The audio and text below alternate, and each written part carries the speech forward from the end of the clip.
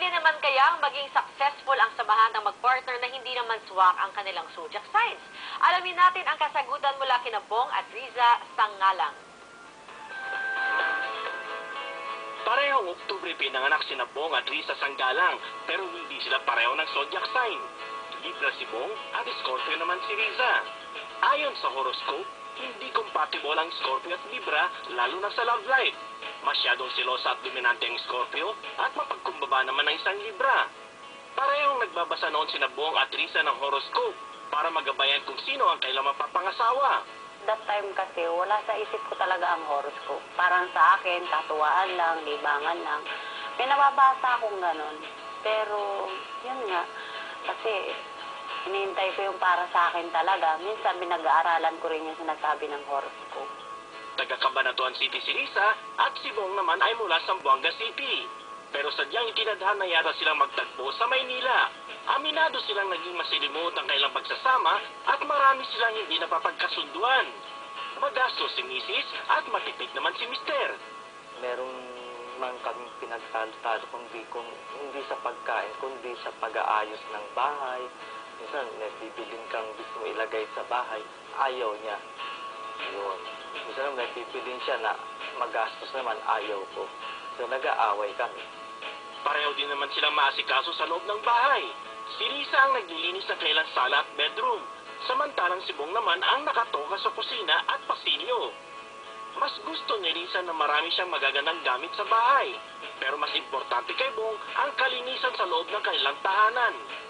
Pero sa kabila nito, matibay pa rin ang kanilang pagsasama sa loob ng 5 taon at nabiyayaan sila ng 3 anak. Kung may mga pinagtatalunan man sila, ito ay isang paraan lamang ng kailang pagmamahalan sa isa't isa. Dahil alam na nila pareho kung paano ayusin ang kailang gusot. Dahil na rin sa mga tip na nababasa nila sa kanilang horoscope.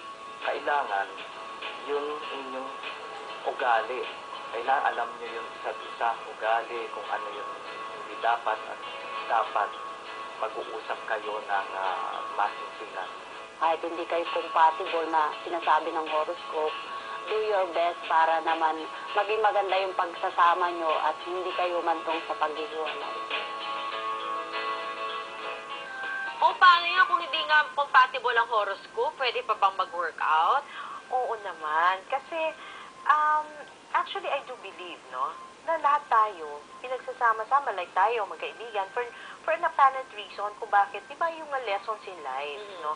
Hindi porke sabihin na horoscope, o kaya na numerology na hindi. Pero syempre, gabay yun di ba? Para bang, at this point in life, kung mag-asawa na kayo, what's the use of compatibility?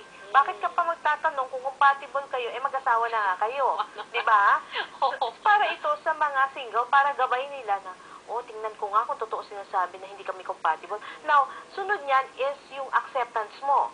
Kaya mo bang i-tolerate yung ganun ang ugali? Ngayon, pag tinanggap mo yon later on in life, kailangan nagko-compromise ka na.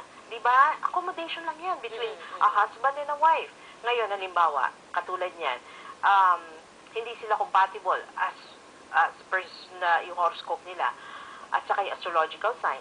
What would stop two people na mahal nilang isa't isa na magsama?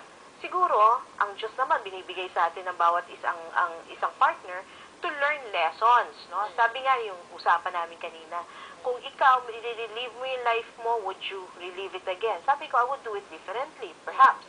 Pero on the hindsight, sabi ko, kung hindi ko naman natutunan lahat ng failures ko, hindi magiging nawala po sa harapan yung si Stargazer. Ay, sinabi nyo. At eto ho, may tanong